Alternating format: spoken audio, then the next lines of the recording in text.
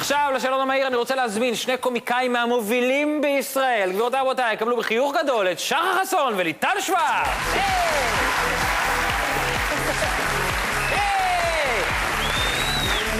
בואו, בבקשה.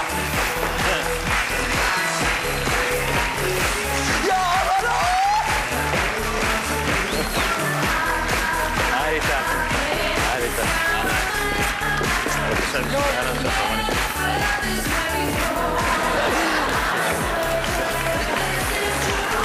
ערב טוב, שחר חסון, שלום לך. תודה רבה, בכיף, ברכות, בכיף, אחי, ברכות, בכיף. תודה. אחי, קלוט, כל הקהל מבסוט, רק האתיופי בפינה, אחי.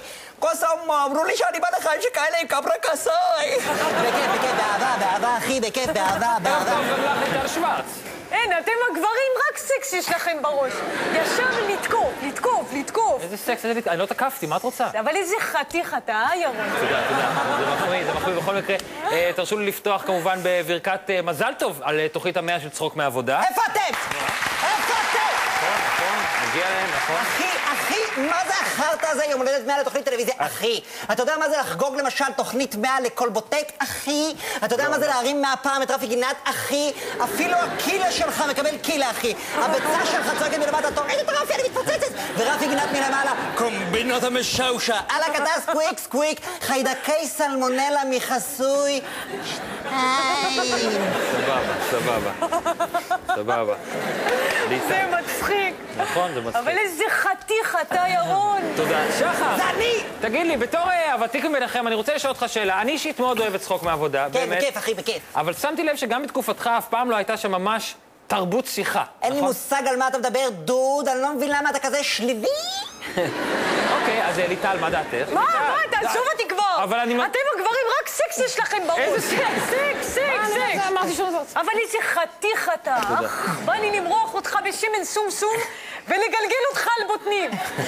טוב, אני שמעתי אפילו שבעוד תחנות טלוויזיה בעולם מעוניינים לרכוש את התוכנית, נכון? נכון, אחי, בעוד מקומות העולם. אחי, אתה מדבר על עצמך, אחי, את הגרסה הרוסית של צחוק מעבודה, אחי? עומד לך שם איזה אחד, אני עברית מינוס, אח שלו, קלוט את הצ'צ'ני בקהל. אתה יכול את הצ'צ'ני מהקהל, אני דבר כזה, איך עושים מבטא של צ'צ'ני, אחי, אני לא יודע. יש לי דייט עם אחותי, אז сказал, у меня нет חיתול, סקוויסקווה, אדידס מחסוי 2. אחי, קלוט, ניסו לעשות בובת שעבה של ליטל, יצא נר זיכרון, אחי. רגע, מה זה עליי, לא? זהר ממני. תגידי, ליטל, שחר עזב לפני 2 עונות. את מתגעגעת אליו? מה עזב? מתי עזב? עזב? מה זה עזב? בוא'נה, אורי חזקיה זה חייב להסתפר, חצי אולפן הוא מסתיר לי. טוב, באמת שאני חושב שלא היה זמן מתאים יותר מאי פעם בהיסטוריה לעבור לשאלון המהיר, אז מוכנים או לא? הנה, אני מתחיל. יאללה. ליטל, אם היו עושים סרט על חייך, מי היית רוצה שתגלם אותך? בר רפאלי. ושתכניס את הבטן כבר מעכשיו. הבנתי. שיהיה ברור. שחר, מתי בכית פעם האחרונה? בסרט טיטניק, אחי.